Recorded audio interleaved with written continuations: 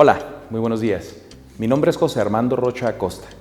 Soy catedrático de aquí de la Facultad de Contaduría y Administración de la Universidad Autónoma de Chihuahua. Todos en estos tiempos y en estas fechas se están preguntando sobre qué va a pasar o qué está pasando en el tema laboral respecto a los decretos anunciados por las autoridades sanitarias. Es bien importante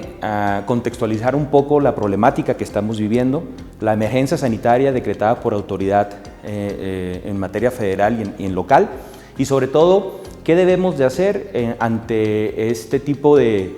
circunstancias en el tema del trabajo, si soy empresa, es decir, si soy representante del patrón o soy patrón, o inclusive también si soy trabajador o me toca desempeñar alguna actividad como trabajador. Recordemos un poco que el día 27 de marzo de este año, del 2020, se llevó a cabo precisamente el primer acuerdo por parte de la autoridad federal en materia precisamente del COVID-19. Y decretó, en esa primera instancia, en este contexto, decretó que se tenía que llevar a cabo la suspensión de actividades a personas específicas,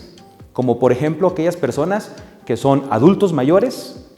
de 60 años en adelante, personas con alguna predisposición, como por ejemplo que tengan hipertensión, diabetes, etc.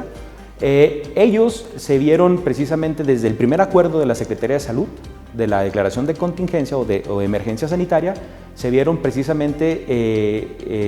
involucrados en el tema de la suspensión de sus actividades como trabajadores y que se les tenía que pagar el salario íntegro. Sin embargo, este acuerdo fue modificado el día 31 de marzo del año 2020 y se ampliaron en tres aspectos importantes que se tienen que conocer. Por un lado, se amplió la fecha precisamente de contingencia, en este caso hasta el día 30 de abril. En otro aspecto, se declara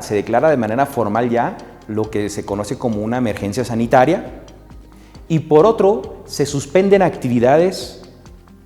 y aquellas que son no esenciales. Es decir, todos los centros de trabajo que no desempeñen alguna actividad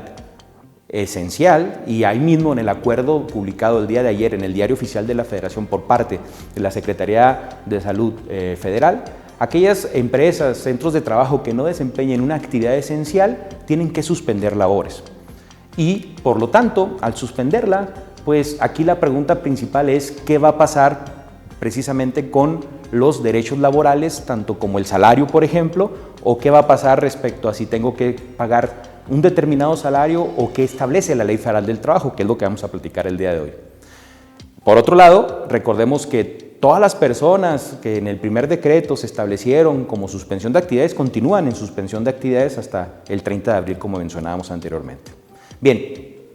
la Ley Federal del Trabajo, en sus artículos 42 bis, en el 427 y en el 429 de la propia ley, establece situaciones en las cuales, en caso de que se decrete alguna contingencia sanitaria, se deben suspender labores y en todo caso, el patrón, sin necesidad de autorización del Tribunal Laboral, puede llevar a cabo el pago o debe de llevar a cabo el pago de un salario mínimo por lo que dure la contingencia sanitaria hasta por un mes.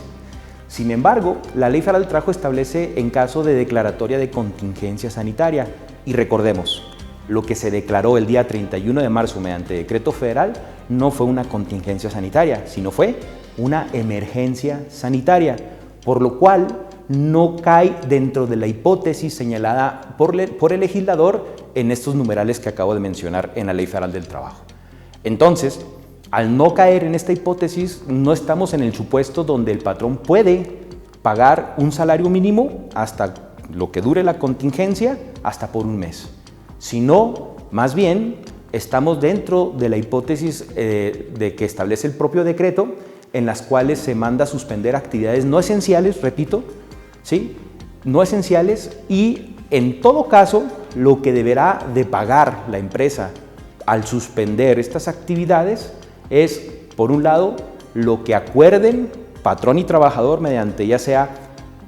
procedimientos establecidos dentro de la empresa en sus reglamentos interiores de trabajo o en los contratos colectivos cuando hay sindicato o por convenio establecido entre las partes,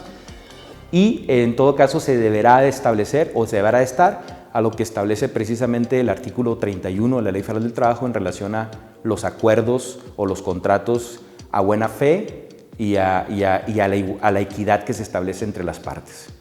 Entonces, lo que de alguna manera se pacte es, por un lado, es lo que se va a prevalecer en este caso en el tema de la emergencia sanitaria, y el tiempo que dure esta emergencia hasta el 30 de abril se deberá acatar a lo que las partes convengan dentro de dicho pacto de voluntades.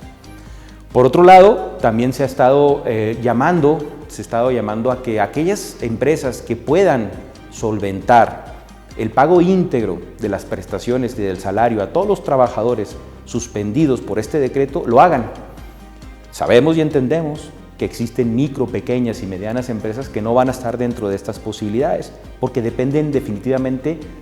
a la actividad diaria para poder sostener la nómina y poder pagar el salario de los trabajadores. En esos casos, repito, lo que se puede hacer es pactar entre trabajadores y patrón la forma en las cuales se va a pagar precisamente y los porcentajes que ellos acuerden, a celebrarlos ante un convenio privado entre las partes y tenerlo ahí como respaldo legal y jurídico de este acuerdo. Y como comentaba al principio, fundamentarlo en este decreto federal, de verse la necesidad de suspender actividades porque no son actividades esenciales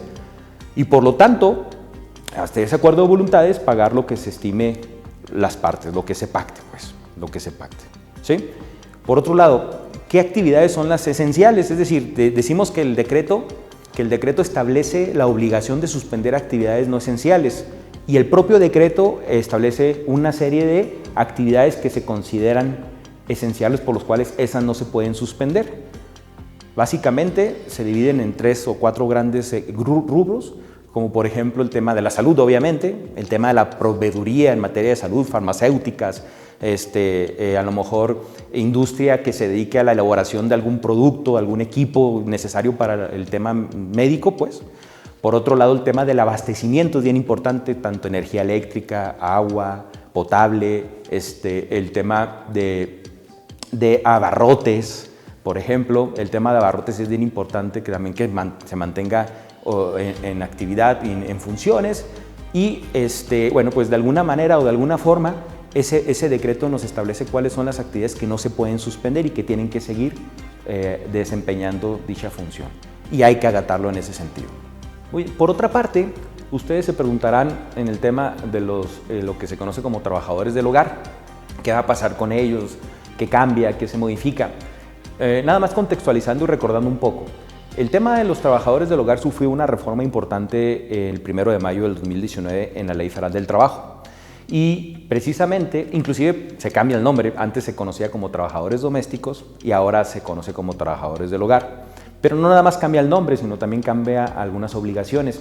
Una de las obligaciones importantes es que los patrones están obligados a partir del 1 de mayo de 2019, con esta reforma que menciono, a dar de alta a sus trabajadores del hogar ante el Instituto Mexicano del Seguro Social, es decir, otorgarles seguridad social. Y en base a esta reforma estamos en espera porque hasta el día de hoy todavía el Instituto Mexicano del Seguro Social no ha definido cuáles van a ser los lineamientos de la inscripción ante el Seguro Social de este tipo de trabajadores. En específico, cuando sobre todo una trabajadora o trabajador del hogar desempeña su actividad con varios patrones, porque recordemos que el trabajo del hogar pues, se hace o se realiza con actividades propias en la casa, en las casas habitación. Y por ende muchos y muchas que trabajan en esta actividad desempeñan la función no nada más con un solo patrón, sino con varios. A veces en la semana se reparten 2 días, van a una casa, otros 2 días a otra, etc. Y por lo tanto, pues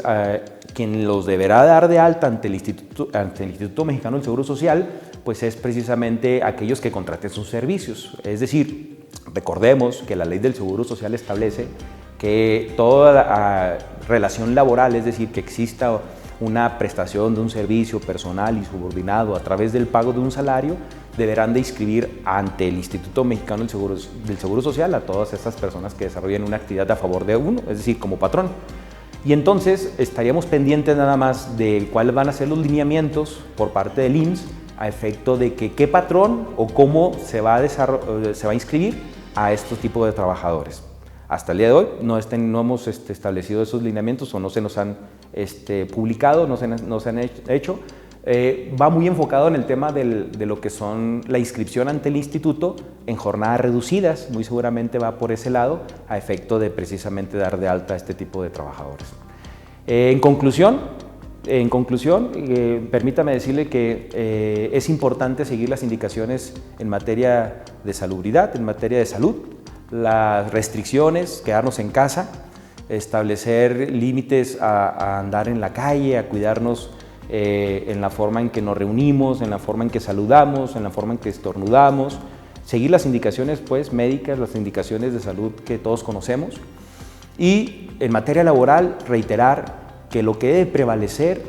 siempre es la buena fe entre las partes. Es importante entender que aquellos empresarios que tengan la posibilidad de seguir pagando el salario íntegro y mandar a sus trabajadores hasta el 30 de abril, lo hagan, si lo pueden hacer. Pero también hacer énfasis que hay empresas, sobre todo la micro y la pequeña empresa, que vive al día y que no está en esas posibilidades. Y hacer un llamado también a sus colaboradores, a sus trabajadores, a efecto de pactar cómo se puede llevar a cabo este paro de labores, esta suspensión de labores. Porque, repito, al no estar ante la presencia de la contingencia sanitaria y ser una emergencia, pues lo que debe prevalecer es la buena fe entre las partes, establecer la equidad y sobre todo la buena convivencia y sobre todo reiterar que la fuente de empleo, el día que terminemos con esta contingencia, con esta emergencia sanitaria, se encuentre en posibilidades de seguir funcionando. Porque al final del día, trabajadores y la parte patronal deben de luchar porque su fuente de empleo prevalezca. Muchas gracias.